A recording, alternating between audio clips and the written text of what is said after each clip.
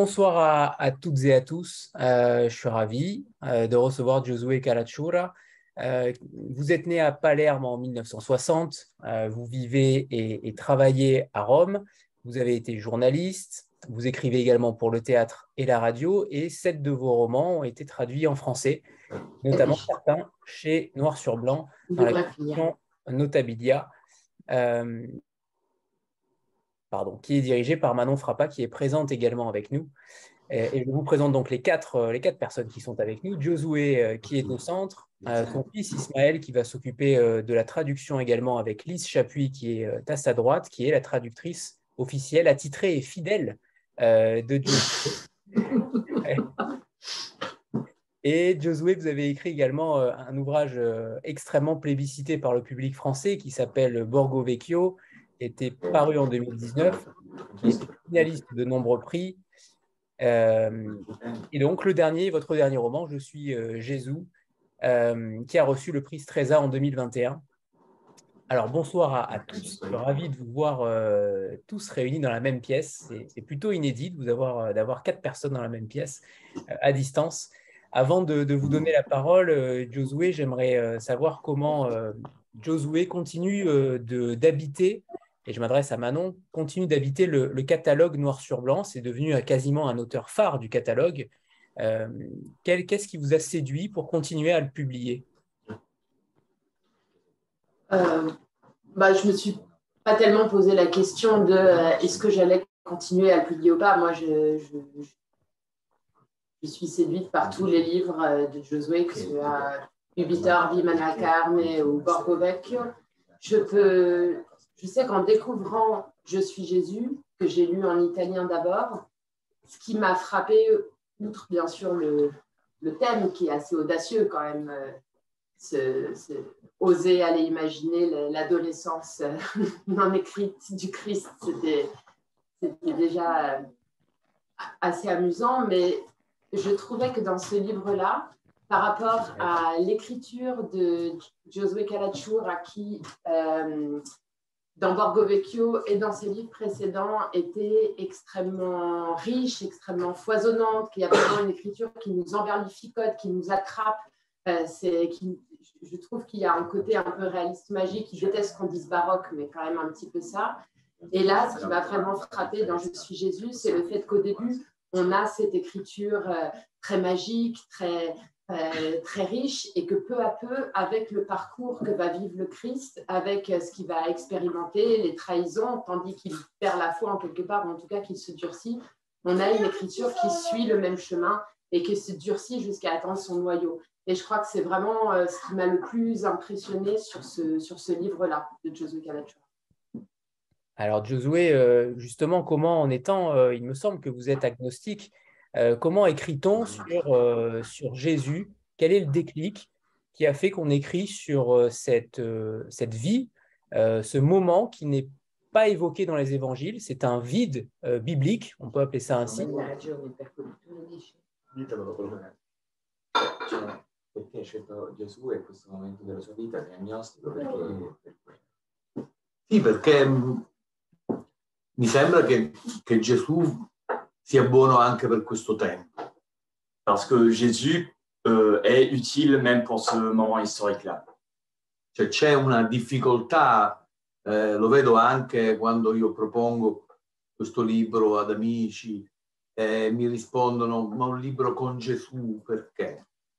Et que le thème de Jésus n'est pas toujours compris. Et la figure de Jésus est aujourd'hui suscite un peu de scepticisme. Detto questo, vi racconto come mi è venuta l'idea. È stato un ritrovamento di un racconto di quando avevo 17 anni, conservato da mia madre. Le madri sono un elemento ricorrente anche in questo libro, che mi ha telefonato dicendomi: ho trovato un tuo racconto dove c'è un Gesù in croce che dice alla madre di essere la causa della sua disgrazia. J'ai eu l'idée quand ma mère, qui a retrouvé un manuscrit de quand j'avais 17 ans où je racontais comme Jésus sur la croix se plaignait avec Marie parce que selon lui, c'était la cause de sa crucifixion et donc de sa condition de martyr. Mi incuriosiva questa mia attenzione adolescenziale verso figure appunto come quella di Gesù o di Maria, completamente estranee al mio orizzonte di 17enne, che avrebbe probabilmente preferito fare altre cose. J'étais très curieux du fait que à 17 ans, je m'interrogeais sur la figure de Jésus et de Marie, que c'est un peu insolite. Sì, sì, io penso che oggi ragionando su Giosuè 17enne, penso che avessi colto inconsapevolmente un elemento importante, cioè che Maria, la madre di Gesù, è un personaggio assolutamente tragico a tutto tondo. Une chose que j'ai compris en relisant ce texte, c'est la centralité qu'il y avait dans ma perception de moi de quand j'avais 17 ans, et la centralité de Marie comme personnage totalement tragique. Sì, tragico perché nella tradizione cristiana, con l'annunciazione, a Maria viene svelato anche il sacrificio del figlio. Alors, dans la tradition chrétienne, à Marie, avec l'Annonciation, on explique, on dévoile il destino, il sacrificio del figlio. Le sacrifice du fils. Alors, vous avez un prénom qui peut-être vous prédestinez à écrire sur Jésus, Josué, Josué également et Yehoshua en hébreu. Dans différents textes, Josué est assimilé à Jésus dans certains textes bibliques. Est-ce qu'il y avait en vous cette sensation qu'il fallait écrire aussi sur votre prénom, sur l'histoire de votre prénom? Il mio nome c'entra con mio nonno perché mio nonno si chiamava Giosuè. No, il mio nome non c'entra assolutamente niente con la scelta di scrivere su Gesù. Era questa curiosità su me stesso adolescente che mi ha spinto a scrivere. Non, mon nom n'a rien à voir, c'était plutôt la curiosité que j'avais par rapport à moi-même quand j'étais un adolescent. E quindi su un personaggio comunque fondamentale nella storia del mondo. Et donc sur un personnage en tout cas fondamental pour l'histoire du monde. Fondamentale perché? Non evidentemente per una deriva sacra. Fondamental, non pas pour une dérive sacrée. Perché io racconto un Gesù extra Vangelo. Parce que mon Jésus, vous l'avez dit, il est extra-évangélique. Io racconto un Gesù dalla dimenticanza nel Tempio da parte dei genitori fino al momento in cui diventa Gesù Cristo, cioè affronta i 3 anni dell'apostolato. Je raconte le moment de la vie de Jésus où il n'était pas encore Jésus. Quand on l'oublie au temple et quand on l'oublie au temple jusqu'au moment où il devient de l'apostolat. Sono 17 anni di silenzio sulla vita umana di Gesù, che è un territorio così vasto che mi divertiva molto riempirlo. Ce sont 17 ans de vide sur la vie du côté humain de Jésus et que ça a été très intéressant de l'imaginer. Era una sfida per immaginare un Gesù tutto umano, perché i Vangeli non parlano di questo periodo perché sono strumenti della propaganda, a loro interessava. Vu que les évangiles sont un instrument, disons, de propagande qui n'ont rien à voir avec la narration des faits humains, de l'épopée humaine de Jésus comme individu, c'était très intéressant de l'imaginer. Ai Vangeli interessava il Gesù mistico e miracolante nella sua vita da uomo non c'è. Les évangiles ne sont pas intéressés à la vie de Jésus en tant qu'homme, mais en tant que mystique et en tant que Jésus qui faiseur de miracles. Quel a été justement ce matériau dont vous vous êtes emparé pour combler ce vide, combler ces années qui n'existent nulle part? Est-ce que vous vous êtes documenté? Est-ce que vous avez au contraire imaginé un Jésus totalement imaginaire? Sur quelle base vous êtes-vous fondé? Io ho letto gran parte del materiale letterario su Gesù, da Giuda di Oz a... Oui. J'ai lu beaucoup du Jésus littéraire. Da Giuda di Oz fino al Vangelo secondo Gesù di Saramago. De Saramago a Oz. E altri. Beaucoup d'autres. E poi mi sono avvalso di una biblista molto dentro i testi originali dei Vangeli. Et puis, je me suis appuyé à une bibliste qui avait une connaissance philologique des textes. Ma anche dei Vangeli apocrifi. Mais aussi des évangiles apocryphes. Che offrono alcuni spunti, ma soltanto spunti sulla vita extra-evangelica di Gesù. Il offre des aperçus sur la vie extra-évangélique de Jésus. Alors, ce que j'ai évidemment beaucoup aimé, c'est que vous désacralisez totalement Jésus. Vous en avez parlé, vous avez dit qu'il était totalement humain, mais vous sacralisez surtout beaucoup les hommes. Et cela fait sens, il me semble, avec votre précédent roman, Le Tram de Noël, où vous considériez que l'unique miracle dont nous ayons la certitude est celui de la naissance humaine. Sì, continuo a essere di questo parere. L'unico miracolo, je le pense toujours, che è quello della nascita, di esserci. A me interessava raccontare un uomo sulle strade del mondo in mezzo agli altri uomini. E come è arrivato? Ça m'intéressait de raconter un homme sulle strade degli uomini insieme agli altri uomini.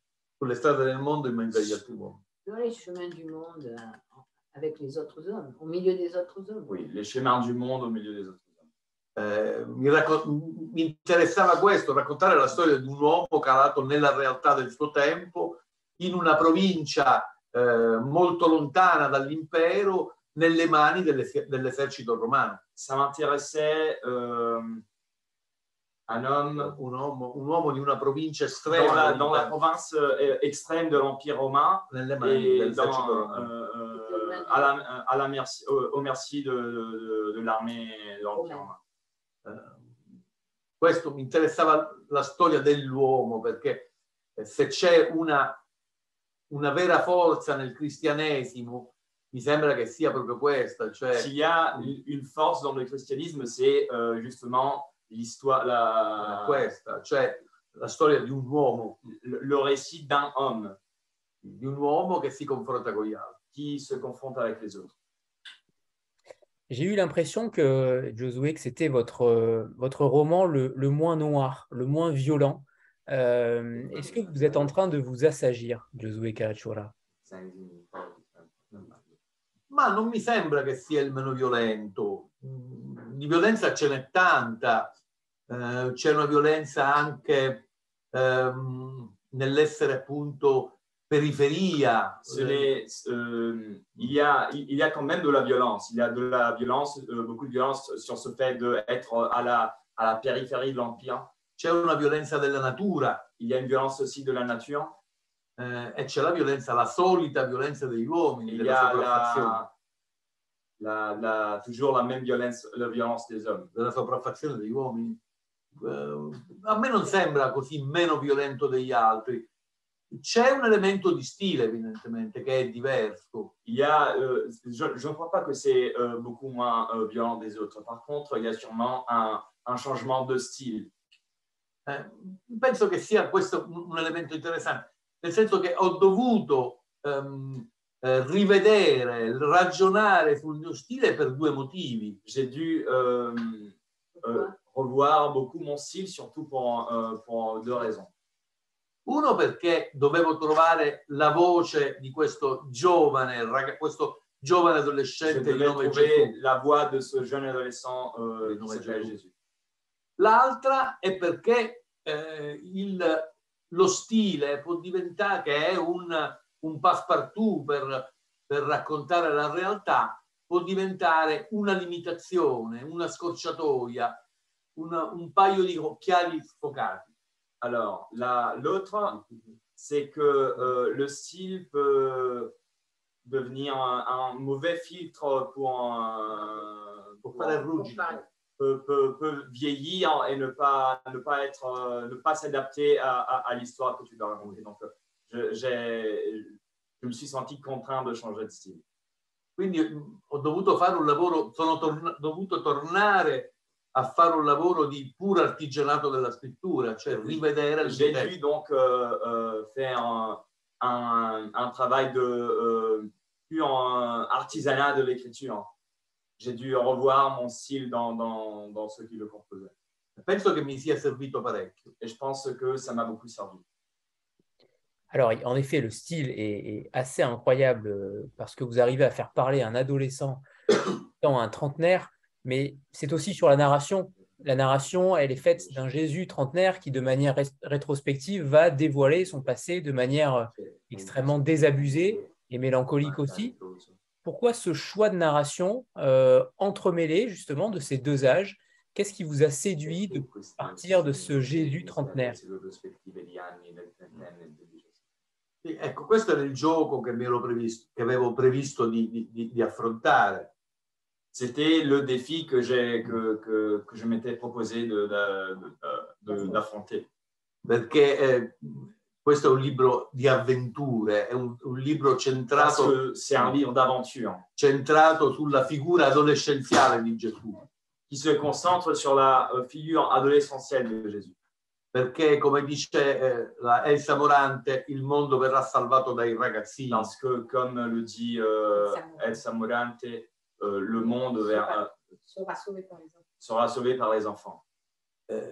Quindi a me interessava questo Gesù adolescente che scopre l'ipocrisia degli adulti. Ça m'intéressait, ce Jésus adolescent qui découvrait l'hypocrisie des adultes.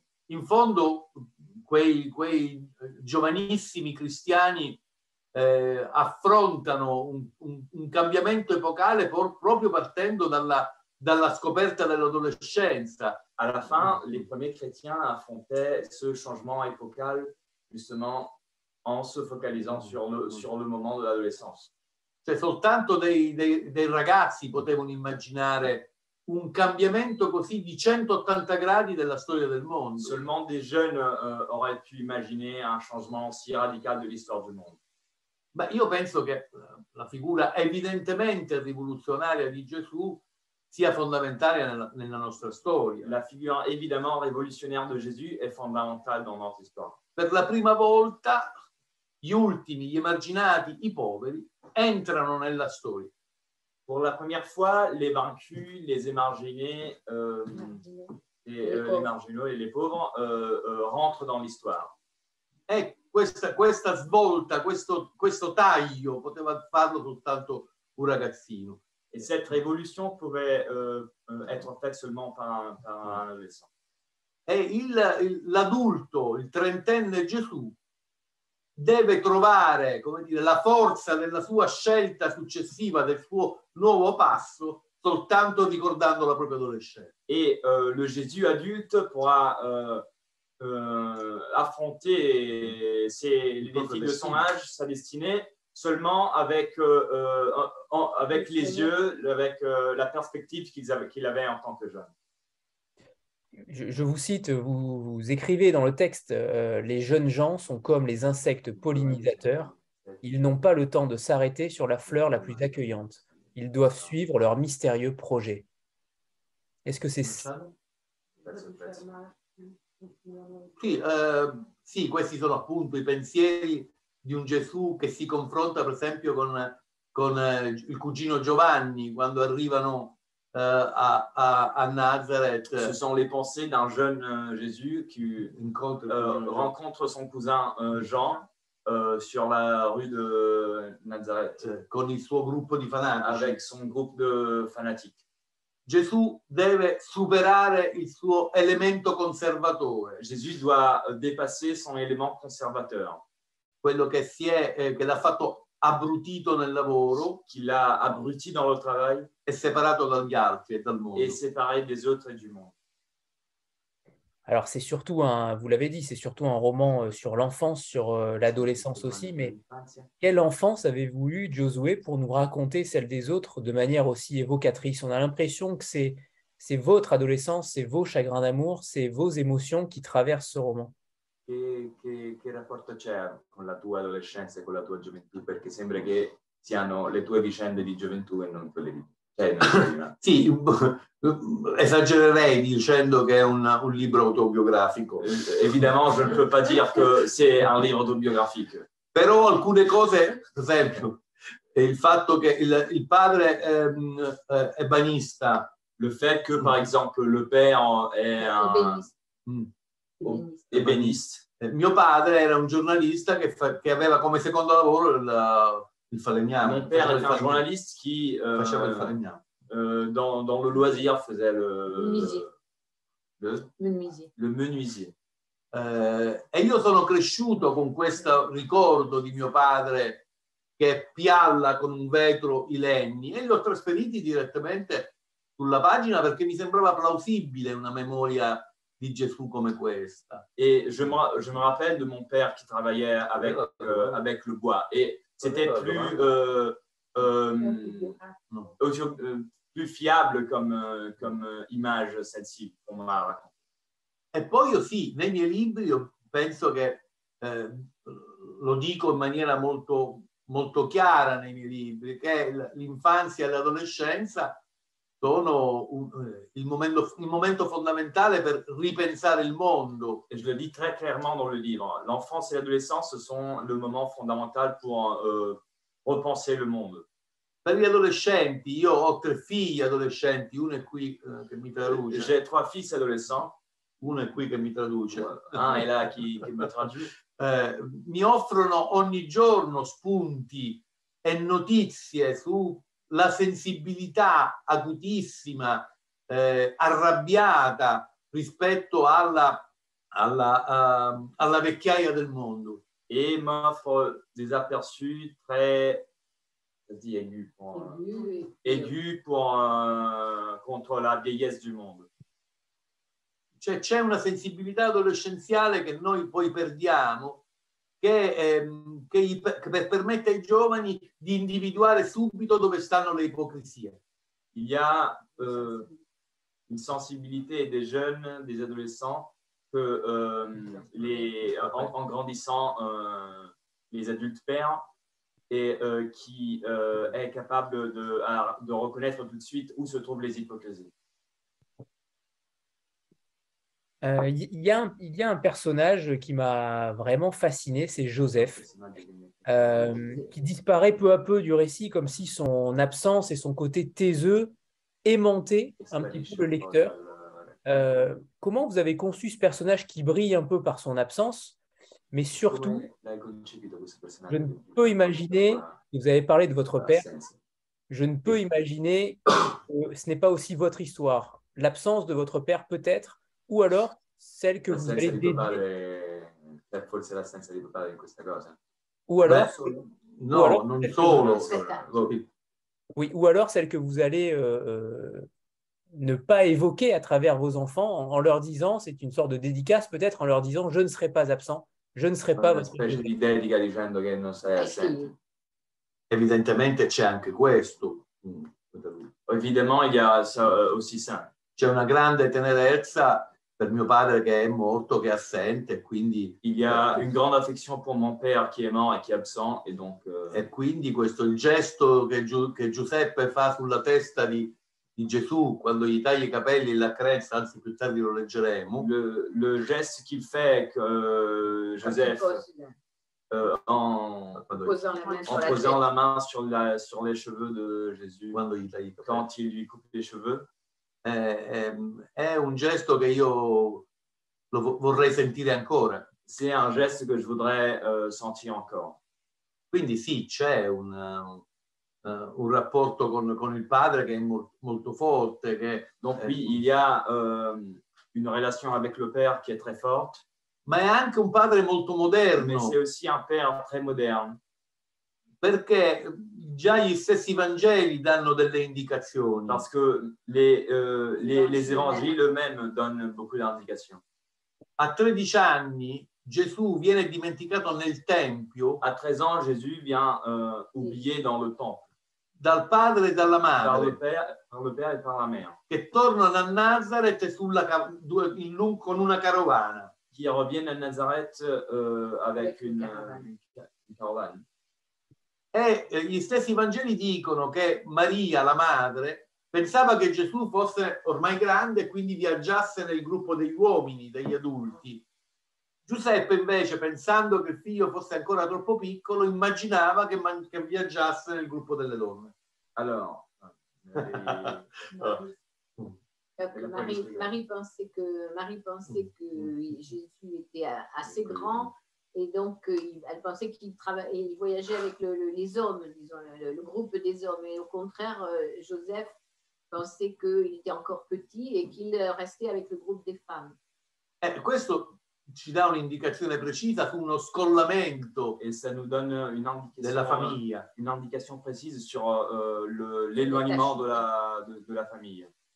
Poi a un certo punto nei Vangeli Gesù scompare improvvisamente, come se non ci fosse mai stato. Et à un moment, dans les évangiles, Jésus disparaît comme s'il n'y était pas. Non si sa se è morto, se è andato via, se non si occupa più della Je ne sais pas famiglia. s'il est mort, s'il s'est déplacé et s'il ne s'occupe plus de la famille.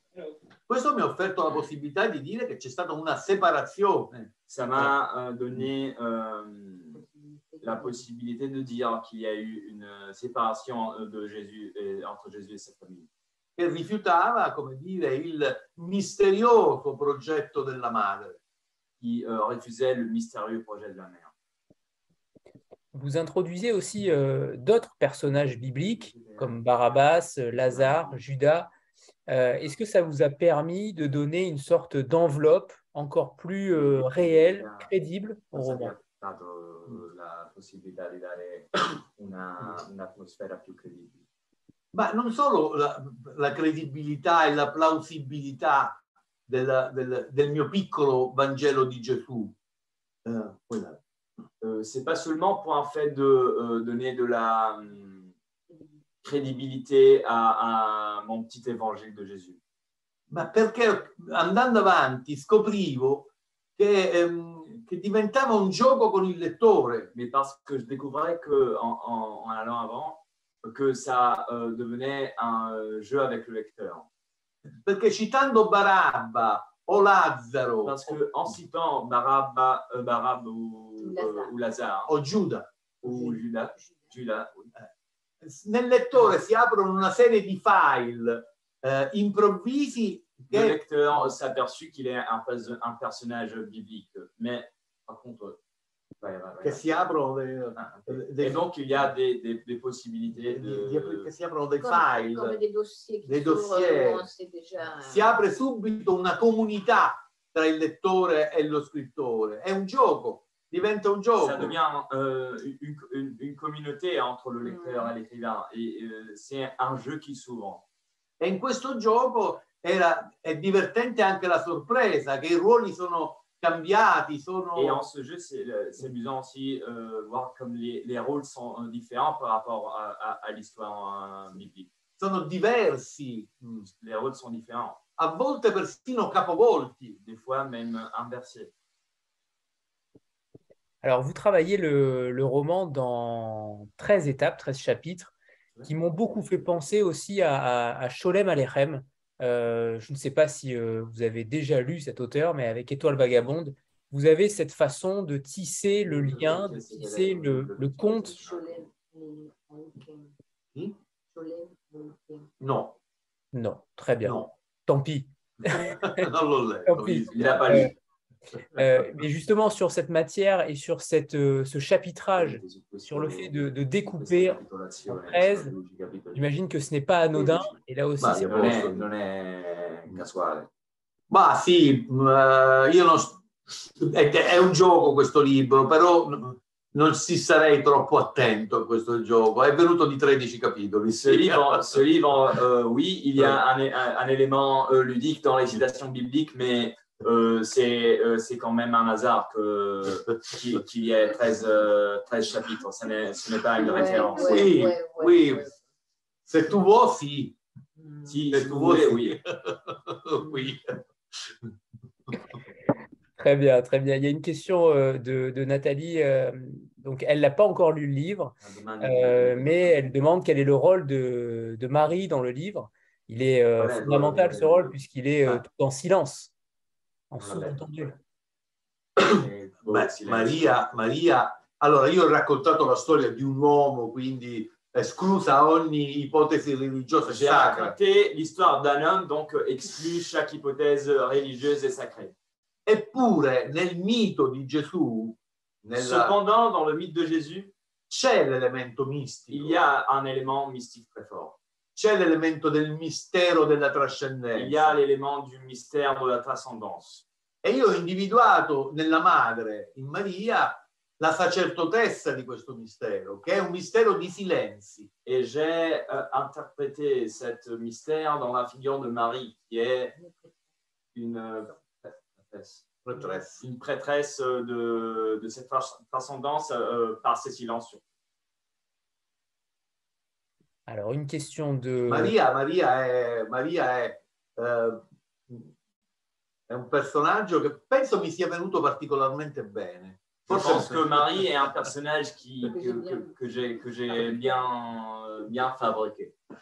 Forse perché non parla. Peut-être parce O qu'elle parla parle pas poco, ou o parla parle très poco. peu. En effet. Il y a une question de Nathalie qui demande combien de temps l'auteur a-t-il porté ce livre? Combien de temps avez-vous... est-ce qu'il y a eu un temps de maturation pour créer ce roman? Sì, intanto per deciderlo di farlo ci ho messo, D'abord, pour décider de l'écrire, j'ai mis un peu de temps. perché più mi avvicinavo al momento della scrittura, più capivo l'elemento, quanto fosse temerario tutto ciò. Parce que plus je m'approchais au moment de l'écriture, plus je m'apercevais que c'était une entreprise téméraire d'écrire un livre sur Jésus. Però questa è la forza della scrittura, della narrazione in genere. Mais c'est là la force de l'écriture et de la narration en soi. Quella di poter raccontare in prima persona la storia di un personaggio persino come Gesù. Celle de pouvoir raconter en première personne l'histoire même d'un personnage comme Jésus. È forse la grande forza della scrittura, forse anche la possibilità che la scrittura non vada in pensione. Ecco. Et c'est la grande force de l'écriture et même la possibilité que l'écriture n'aille pas en retraite, ne prenne jamais sa retraite. Sandra?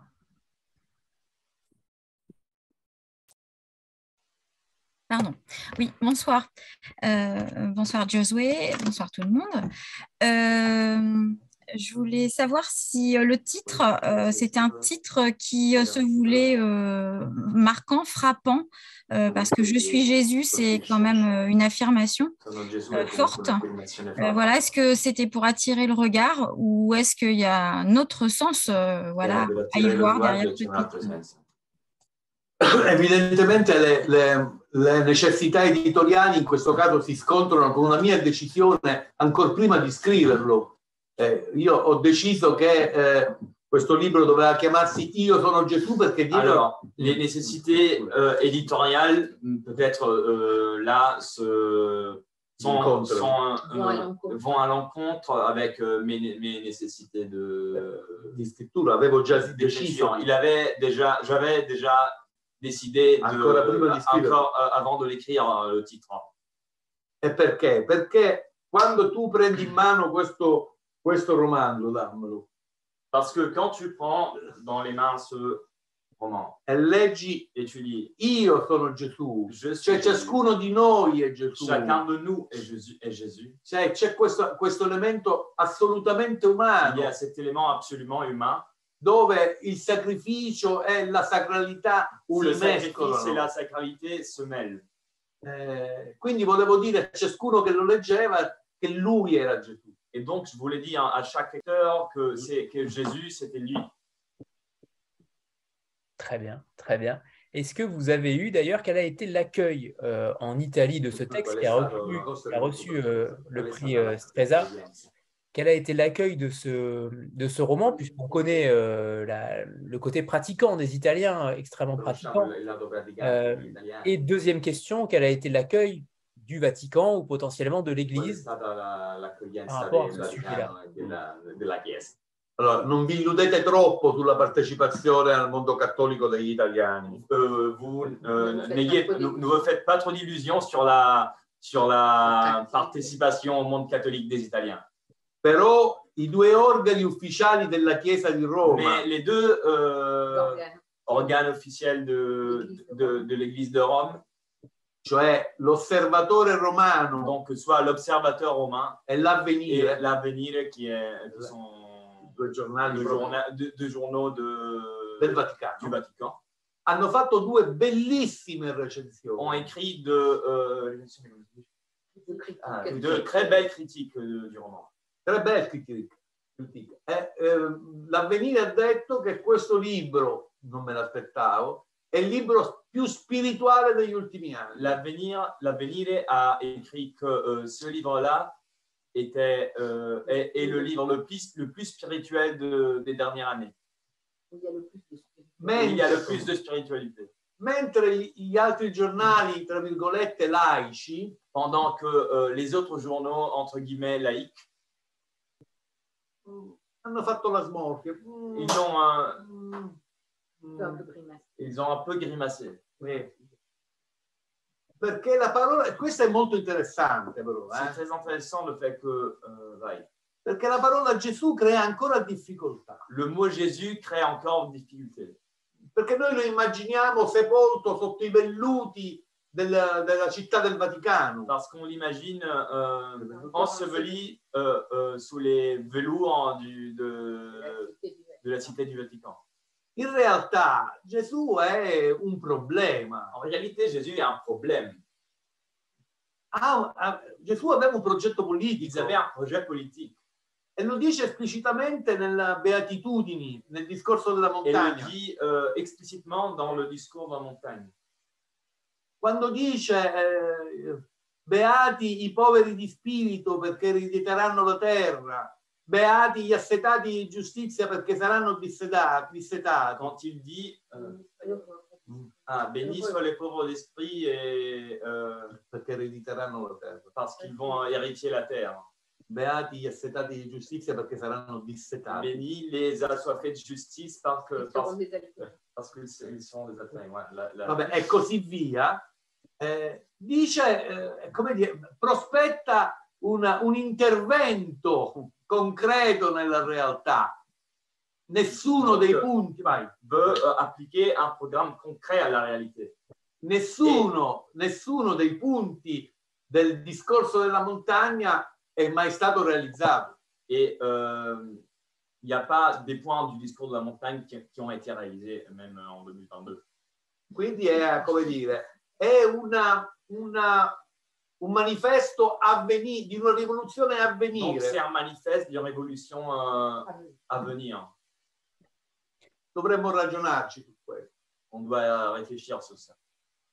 Est-ce que vous allez devenir potentiellement l'écrivain qui va remplir tous les vides des personnages bibliques? Sei potresti essere lo scrittore che si mette a riempire tutti i vuoti dei personaggi. Che noia, no. No, No, c'est ennuyant quand même. No. Basta. Ça suffit, Jésus. Basta così. Basta, no, nel senso che io ci credo in quello che ho fatto, mi sembra persino importante, Je suis très content de ce que j'ai fait avec Jésus. Però ho nostalgia della mia lingua. Mais mon langage classique me manque. Qui, mi manca voglio riprendere in mano il mio stile. Je veux récupérer mon style classique. C'est curieux d'avoir un écrivain qui change de style alors qu'il n'est pas convaincu, ou en tout cas qu'il est moins convaincu du nouveau. Qu'est-ce qui vous a motivé réellement? C'est un défi, c'est un jeu, comme vous l'avez dit, faire bouger les lignes? Sì, beh sì, è stata una sfida. Oui, c'était un défi. Una sfida che è proprio nel senso, l'ho già detto, artigianale. Au sens artisanal du terme. Una sfida, una bella sfida. Io penso di averla vinta, perché... Je pense l'avoir gagné. Perché ho già scritto un altro libro. Parce que j'ai déjà écrit un autre roman. Ne sto scrivendo un altro. J'en suis en train d'écrire un autre. E la mia lingua è cambiata. Et mon langage a changé. Dico, sì, ci sarà anche l'età. Il y a peut-être même l'âge a des effets sur ça. La morte degli ormoni. La mort des hormones. Ma c'è anche questo laboratorio che ho fatto. Mais ce laboratoire, cette expérimentation que j'ai fait aussi. Che mi ha dato strumenti nuovi. Qui m'a donné de nouveaux instruments. Barricarsi dietro lo stile può anche significare paura. Se cacher derrière le style, ça peut même signifier peur. E invece io penso di avere adesso più strumenti di quanto ne avevo prima. Et par contre, je pense que maintenant, j'ai beaucoup plus d'instruments par rapport à avant. Parfait. Sandra? Oui, je voulais revenir sur le caractère adolescent de Jésus, puisqu'on découvre quand même un adolescent avec, avec toutes ses composantes, son espièglerie, son envie de liberté, etc. Mais à la fois, on sent quand même que ce n'est pas un adolescent comme les autres. Et je voulais savoir, Josué, si vous considériez justement Jésus comme un adolescent dans toute sa banalité, un adolescent, somme toute, comme les autres finalement. Un adolescente come gli altri, nella sua banalità di adolescente, cioè come... Beh, è quello che mi interessava. C'est bien ça qui m'intéressait. La sacra banalità dell'uomo. La sacrée banalité de l'homme. Mi interessava proprio questo, non la sovrastruttura mistica. Non pas la superstructure mystique. Sì, ma gli adolescenti, come dire, sono un po' più avanti rispetto agli adulti sul terreno della consapevolezza della propria trascendenza. Les adolescents sont mieux placés que les adultes sur la conscience de la transcendance. Il mistero di se stessi si agita più forte. Le mystère de soi-même est plus problématique. E si agita più forte, è più appunto problematico e anche definitivo. Cioè l'adolescenza è l'età in cui le battaglie si vincono o si muore. L'adolescence, c'est le moment de la vie où les batailles, ou on les perd ou on meurt. Ou on les gagne ou on meurt.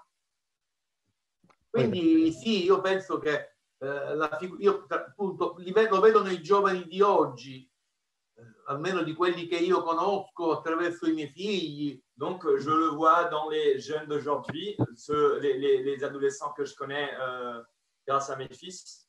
E che li vedo indignati e con una richiesta di giustizia molto più forte. Et je les vois indignés et avec une demande de justice plus forte que les adultes. Rispetto anche alle proteste degli anni passati. Et aussi par rapport aux protestes des années passées. Almeno quelli che sono nella realtà, che la vedono, che non sono già, come dire, scoppiati nell'industria culturale, nei prodotti dell'industria culturale. Au moins ceux qui restent dans la réalité et ne sont déjà éclatés dans la consommation de l'industrie culturelle. C'è anche questa capacità di intuire ciò che è indotto e da ciò che è necessario. Les adolescents sont aussi capables à comprendre ce qui est les nécessités artificielles de ces nécessaires. Tout à l'heure, vous parliez de votre père qui était charpentier, menuisier, je ne sais pas. Mais j'ai l'impression que vous êtes une sorte de charpentier littéraire parce que vous tissez une toile avec quelques phrases dans le roman, parfois bien senties, on a souvent un petit sourire en coin, parce que vous allez nous amener de manière très fluide à la destinée de Jésus. Comment vous travaillez cette matière romanesque? Come la lavori con questa materia romanzesca? Lavoro divertendomi. Je travaille en m'amusant. Cioè, se un elemento del libro, una parola non mi diverte, non mi piace, non la metto. S'il y a un élément du livre, un mot, je l'aime pas, il m'amuse pas, je le mets pas. Cioè, l'economia del libro deve essere un'economia della mia felicità. L'économie du livre doit être une économie de mon bonheur. E poi c'è il lavoro, appunto, quello che dicevi tu, dell'ebanista letterario che sta lì, che cerca di addrizzare il legno torto, come si dice en français? Redresser les bois tortus. Ecco, di ripiallare la responsabilité de l'écrivain, c'est d'adresser le bois tordu. Per farlo diventare per trasfigurarlo pour le nella scrittura. transformer dans l'écriture. Très bien. Alors, il y a Nathalie qui pose une question. Tu me corriges, Nathalie, si je ne la pose pas bien. Mais elle vous demande si on peut faire un lien entre votre livre et le contexte politique actuel en Italie, par le fait que vous évoquez la société italienne, son passé, son présent, son devenir, peut-être sur l'hypocrisie des hommes. Est-ce qu'il y a un lien, un parallèle In politica italiana. Beh sì, ma non è che ci stiamo qui a ragionare sulla Meloni, perché insomma, il filo fascista dell'Italia è antico, è ancora... On ne va pas parler de la Meloni parce que à la fin, l'héritage fasciste en Italie a toujours existé. Voglio dire, io posso parlare con più indignazione di quello che succede in Sicilia, che mi pare molto più grave. Moi, je parle toujours avec beaucoup plus d'indignation de ce qui se passe en Sicile parce qu'il me paraît toujours plus grave. In Sicilia è stato eletto un presidente della regione che si chiama Schifani. En Sicile a été élu un président de la région, l'administrateur de la région qui s'appelle Schifani. Che era un uomo di Berlusconi di 25 anni fa. C'était un homme de Berlusconi d'il y a 25 ans. A Marsala, che è una importante città siciliana, è stata eletta la fidanzata di Berlusconi. À Marsala, qui est une importante ville sicilienne, a été élue la copine de Berlusconi. Una giovanissima ragazza, une très jeune fille che non è mai stata a Marsala, qui n'est jamais été à Marsala. Eppure è stata eletta. Cependant, elle a été élue aux législatives. Quando io ho scritto Borgo Vecchio, quand j'ai écrit Borgo Vecchio, la cosa che mi sembrava importante di quel libro era la contemporaneità. La chose qui me semblait importante du livre était sa contemporanéité tra il passato e il presente, entre le passé et le présent, e persino il futuro, purtroppo. Et même l'avenir, malheureusement. È un tempo unico che noi viviamo in Sicilia, nel sud d'Italia, si vive un tempo unico che è passato, presente e futuro, che non cambia mai. On vit dans un temps unique qui est en même temps passé, présent et futur et ne change jamais. E che siamo chiamati sempre a ripetere come in una spirale le stesse et on est contraint à répéter gli stessi gesti insulsi e inutili, à répéter toujours les mêmes gestes inutiles. Bon, on ne vous lancera plus sur le sujet sicilien parce que c'est tendu, on le sent. Oui, è très difficile. J'aimerais... Difficile anche perché la Sicilia sta in mezzo al Mediterraneo e si avverte molto di più quello che si chiama il cambiamento climatico. vu que, que la Sicile est dans le milieu de la mer Méditerranée, on s'aperçoit beaucoup plus des conséquences du changement climatique. In questi giorni uragani, trombe d'aria, alluvioni, ormai sono 3-4 anni che ogni estate, ogni autunno l'isola... Il y a eu une quantité toujours plus élevée de tornades et catastrophes naturelles. Non è il castigo di Dio. Et ce n'est pas le châtiment de Dieu.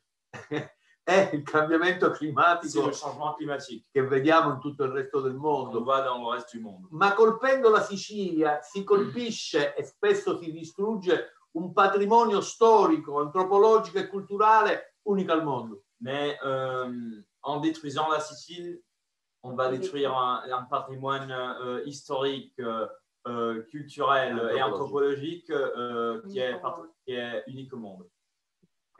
Est-ce qu'il va y avoir justement, alors je ne vous j'ai pas lu tous les livres encore de Josué, mais est-ce qu'il va y avoir justement, on vous sent impliqué dans la Sicile, dans son avenir, est-ce qu'il va y avoir un grand livre de Josué Calachura sur la Sicile et sur son avenir proche?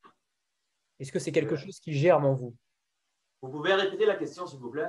Est-ce qu'il va y avoir, oui, est-ce qu'il va y avoir chez Josué un prochain roman, un prochain ouvrage sur la Sicile?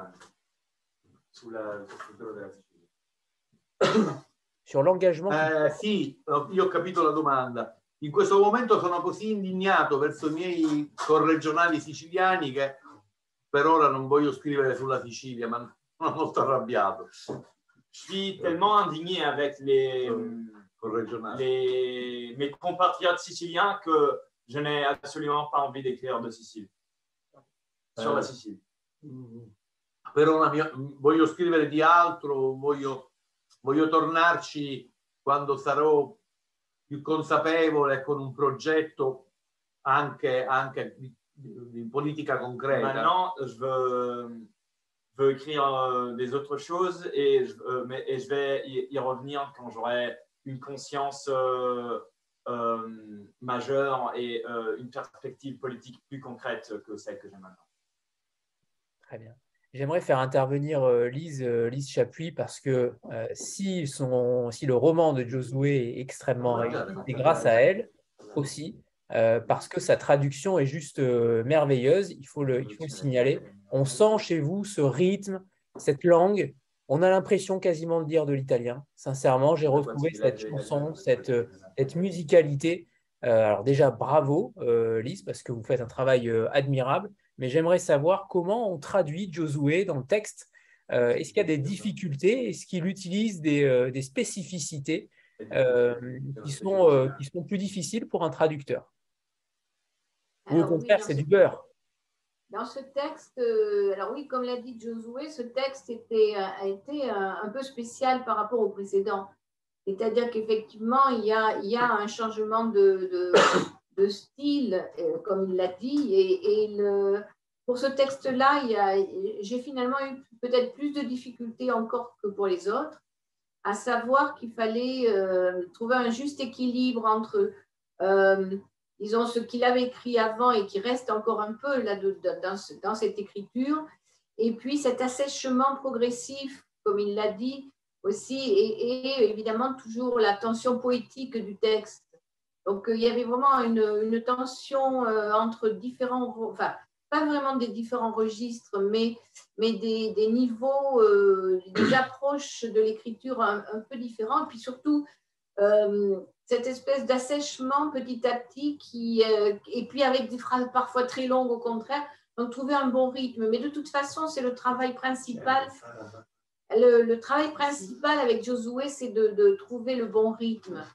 Et c'est vrai pour les autres œuvres, il y a quelque chose de très musical dans sa langue, d'un rythme, un flux qu'il est important pas de copier, mais de retrouver, dont il faut trouver un équivalent en français. Et c'est vrai dans les autres œuvres, mais c'est vrai qu'ici, il y avait une certaine difficulté, oui. J'avoue que Manon a participé pleinement à au regard sur l'écriture aussi, parce que c'est vrai que c'était nouveau. On a finalement travaillé aussi ensemble à trouver le juste équilibre. Oui, parce que j'ai cru comprendre que Manon parlait très bien italien.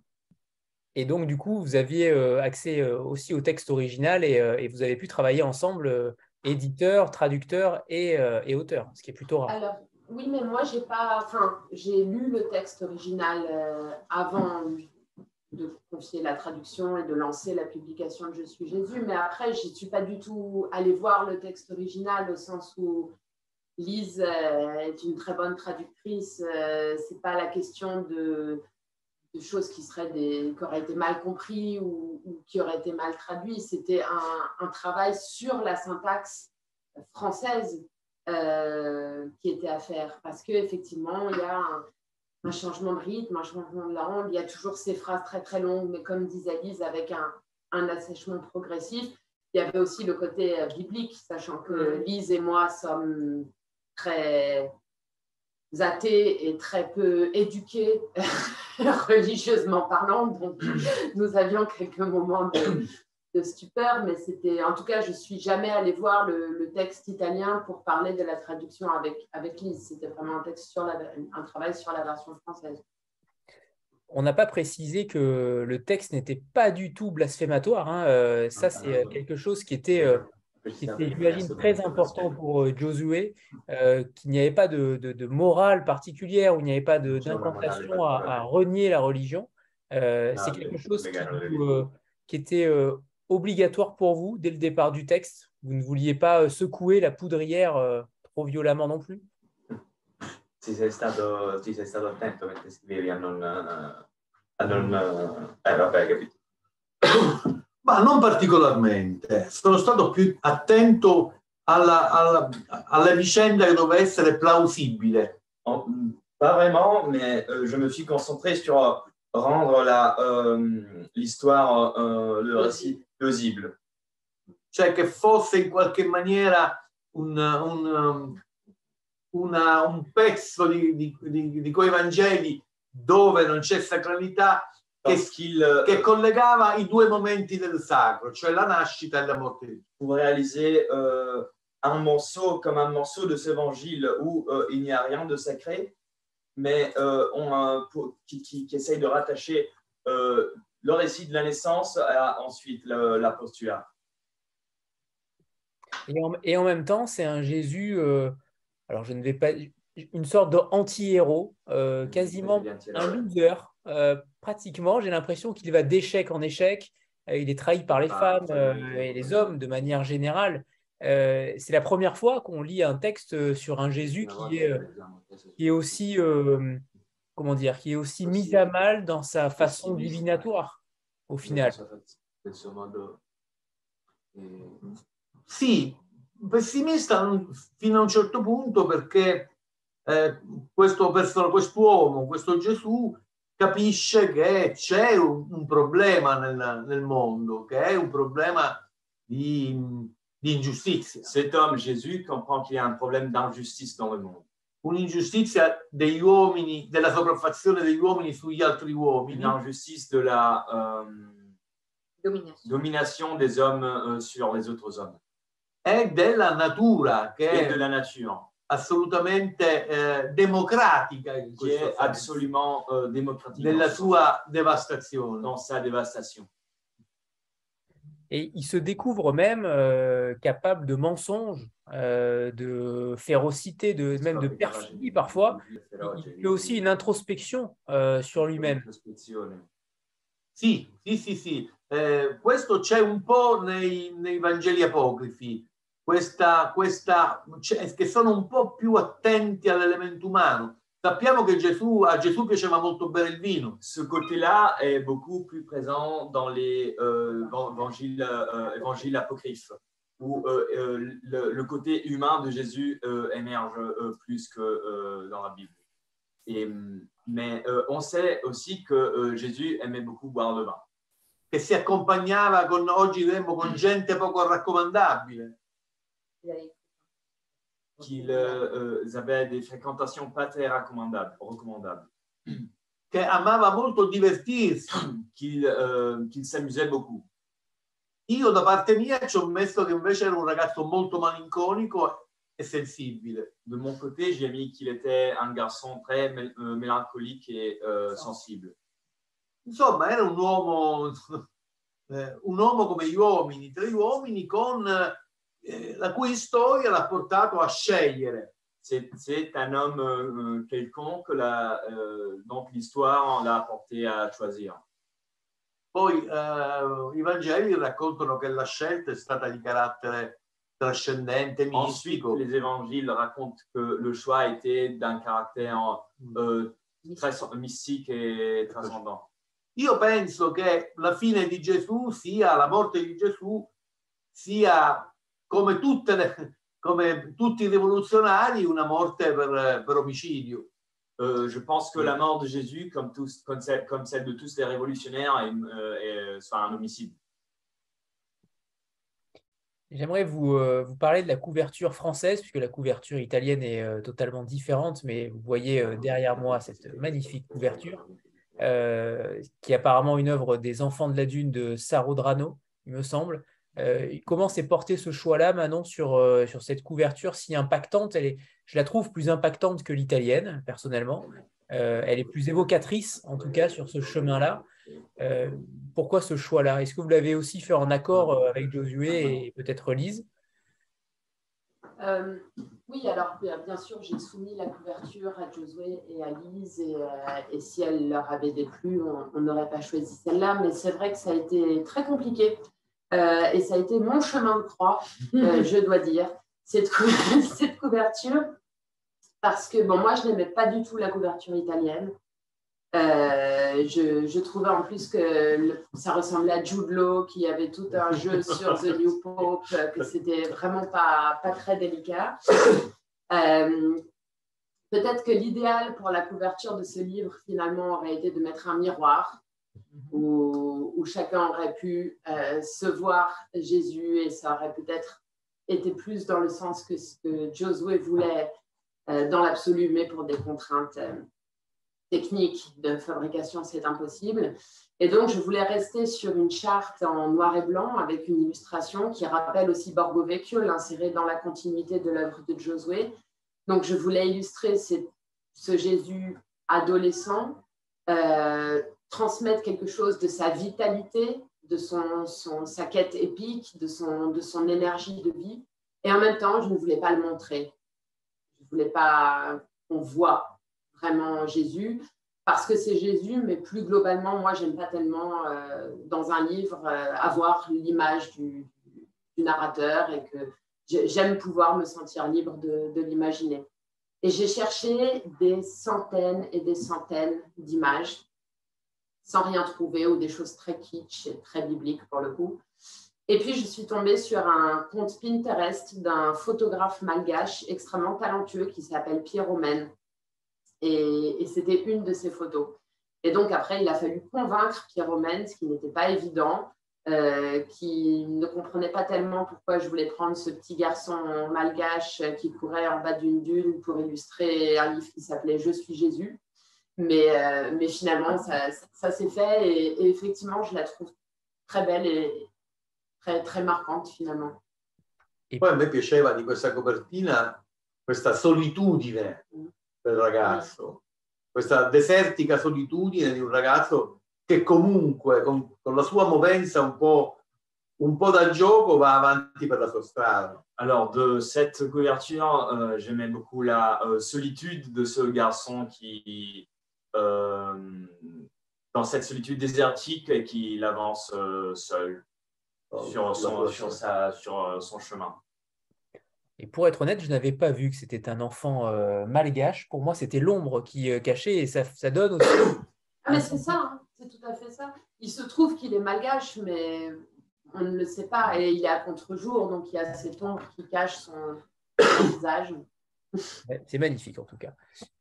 Josué, j'aimerais savoir, tout à l'heure je parlais de Sholem Aleichem, ça m'a fait penser évidemment à ces textes-là, à ces textes de la culture yiddish.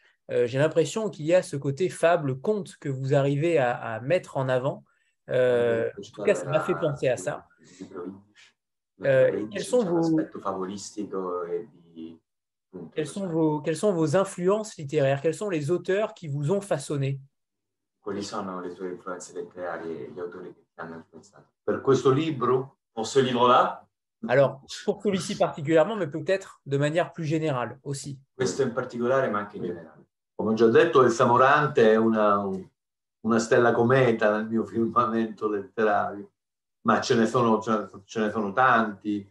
I sudamericani per lungo tempo. El Samorante est une référence très importante pour moi. I sudamericani sono stati per lungo tempo. Les Sud-Américains l'ont été pour très longtemps. Poi Maupassant moltissimo, Tolstoi moltissimo. Puis Maupassant, Tolstoi. Solbello e Faulkner. J'aime beaucoup aussi Solbello e William Faulkner.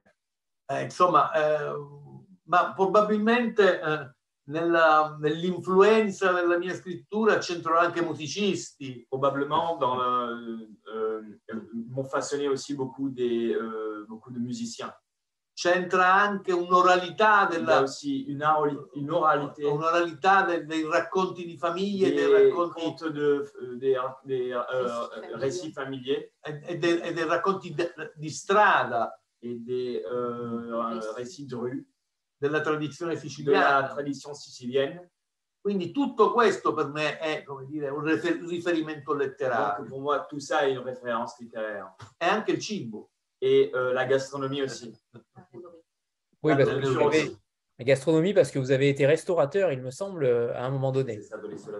Ah oui, anche. No, perché mi piace molto la cucina siciliana e la cucina in genere. Non, aussi, mais même parce que je suis très passionné de cuisine en général et notamment de celle-ci. E ritengo che spesso la cucina è un'opera d'arte, e anche letteratura. Je crois que souvent la cuisine est une œuvre d'art et donc même la littérature.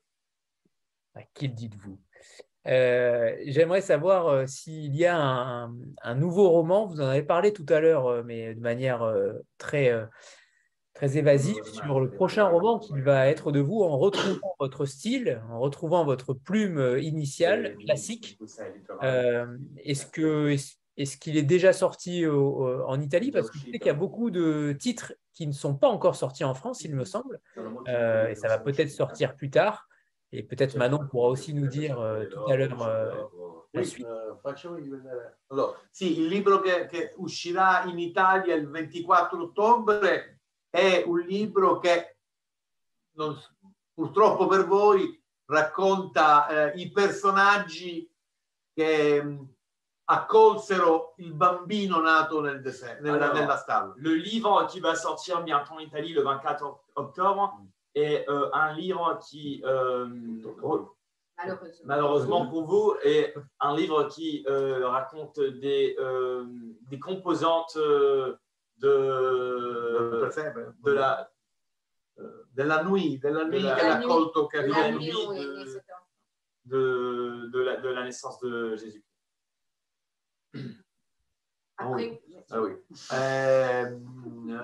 Il titolo italiano è La notte degli innocenti. Le titre italien è La nuit des innocents. La notte degli innocenti. Mi sono divertito moltissimo a scrivere. Et je me suis beaucoup amusé à l'écrire. Perché appunto ho lasciato, dopo la lunga attenzione alla scrittura, alla voce di Gesù, ho lasciato libera la penna di raccontare. Et parce que après avoir si attentif à la voix de Jésus, à respecter cette perspective de première personne, j'ai pu me délivrer en prenant plaisir à raconter. Il prossimo libro che esce in Francia sarà la traduzione di questo. Le prochain livre qui va sortir en France sera une traduction de ce livre-là. Pantelleria, la dernière île, c'est le titre. Sì, e che è un saggio in realtà, non è un romanzo, ma qui per me ha il valore di un romanzo perché ho esercitato la mia lingua sul luogo della Sicilia che io amo molto. Qui est un essai, mais en fait est plus un récit, plus un roman, parce que j'ai utilisé mon langage pour raconter une île de la Sicile que j'aime beaucoup, qui est Pantelleria. Parfait. Donc, vous m'avez menti, Giosuè. Vous m'avez dit basta après Io sono Gesù. Et il y a donc un nouveau texte sur Gesù. Ma sì. Stai girando intorno. Sì, vabbè, c'è un bambino in una stalla, ma la scrittura è quella mia. Ah, della Sicilia, ma questo è stato scritto alcuni anni fa. Questo è un viaggio che ho fatto a Pantelleria per raccontarla e per metterla a confronto con l'isola madre, con la Sicilia. Non, mais ce livre a été écrit il y a quelques ans et c'est un voyage que j'ai fait dans cette île et pour raconter ces différences même avec la Sicile elle-même. Perché Pantelleria è un'utopia realizzata. Parce que Pantelleria è un'utopia réalisée. Della sicilianità. De la sicilianité. Perché è un'isola assolutamente laboriosa, attenta, parce que c'est une travailleuse, attentive et précise. In una sorta di regalo della natura eccezionale, di mare e di terra et d'agriculture. Dans une sorte de don de la nature incroyable, de nature, terre et agriculture. Parfait. Alors, avant que vous nous lisiez un extrait, on a pour habitude de faire une photo de groupe. Donc voilà, préparez-vous pour la photo de groupe. Oui. Avec ce magnifique. No. Et oui. Li portavo avanti. Parfait, comme ça on vous voit un peu quand même, Giosuè. Io non mi posso alzare. Guarda lì, abbassa il libro. No, guarda. Dove devo andare? Ma no, ma ti nascondi, guarda, non ti devi nascondere. Parfait, quelle mise en scène. C'est bon. Merci. Alors, vous nous lisez un petit extrait en italien et en français. Oui. Ça, on peut entendre aussi la traduction de Lise qui, vous le verrez, est quasiment identique à la langue italienne. Je ne mens pas, promis.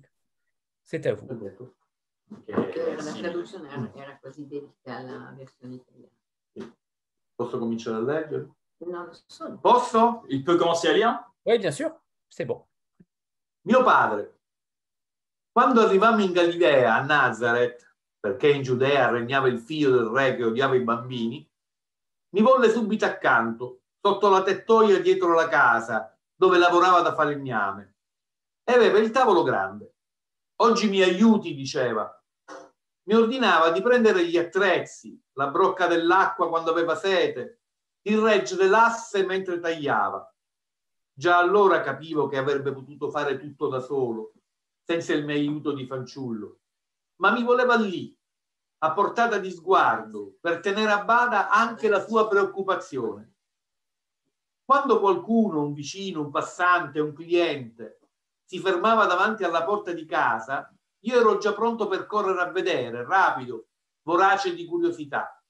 Mio padre con una mano mi fermava e con un gesto mi intimava il silenzio. Andava a lui a controllare per primo. Ero turbato per l'apprensione di mio padre, così eccentrica, eccessiva.